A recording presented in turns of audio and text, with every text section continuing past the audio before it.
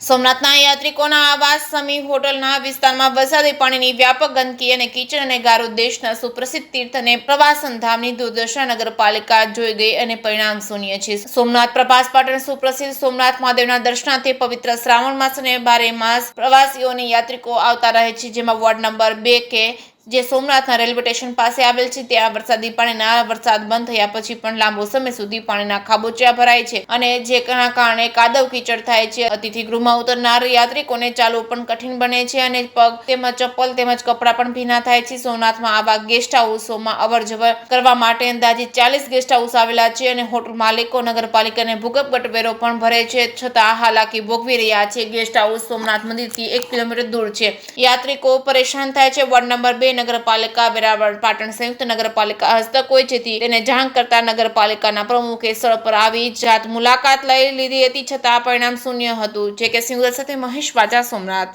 નામ છે Solanki Laxman Rambhai, ward number 3 councillor છે। અહીંયા હોટલની આસપાસ એટલા રોડની પરિસ્થિતિ અત્યારે હાલમાં ખરાબ છે કે અત્યારે યાત્રાઓ એટલા બધા પરેશાન છે કે વારંવાર રજૂઆત કરવા છતાં અત્યાર સુધી આનું કંઈ નિરાકરણ આવેલું નથી। સૌથી વધારે અહીંયા અત્યારે હોટલવાળા સૌથી વધારે અહીંથી વેરો ભરનારા છે અને નગરપાલિકા સૌથી વધારે ટેક્સ આપનારા છે। અહીંયા કોઈ પણ જાતની સુવિધા નથી ગટરની સુવિધા કે નથી રોડની સુવિધા। આપણે વિકસિત ભારતની અંદરમાં આપણે વારંવાર બોલીએ છીએ વિકાસ કરો, પણ અત્યારે અહીંની પરિસ્થિતિ એવી છે કે તમે એકવાર અહીંયાથી નીકળો, અહીંયા ખરાબ પાણીની એટલી ગંધ મારે છે અને યાત્રિકો વારંવાર યાત્રિકોને પરેશાની થાય છે। અત્યારે આ વોર્ડની અંદરમાં સૌથી વધારે ટેક્સ ચૂકવનારા લોકો અહીંયાના છે। બાયપાસના સૌથી વધારે હોટલ ચૂકવે છે। અહીંયાથી સૌથી વધારે ટુરિસ્ટ આવે છે। અહીંયા સૌથી બધા એરિયા આખો હોટલ એરિયા બાયપાસ છે, સૌથી વધારે હોટલવાળા ટેક્સ આપનારા છે।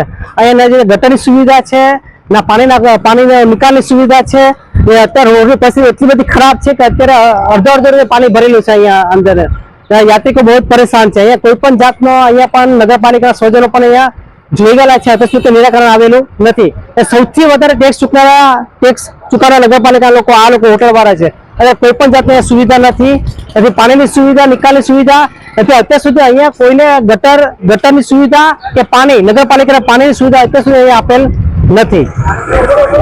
ત્યાંથી દેશ વિદેશના ઘણા બધા ટુરિસ્ટો આવે છે અને અહીંયાનો આ પરિસ્થિતિ જોઈને એ લોકો પણ એવું છે કે સોમનાથની નજીક આવી પરિસ્થિતિ છે તો આગળ કેવી પરિસ્થિતિ હશે।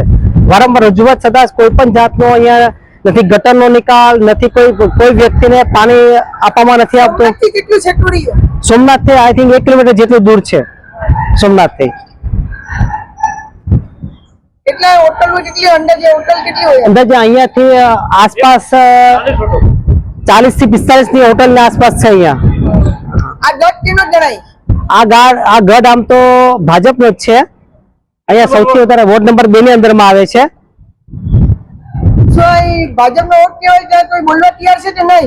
મોટા ભાગની હોટલો છે અહીંયાના લોકો છે ભાજપ સાથે જોડાયેલા છે, એ લોકોના એરિયામાં વિકાસ થયેલો નથી।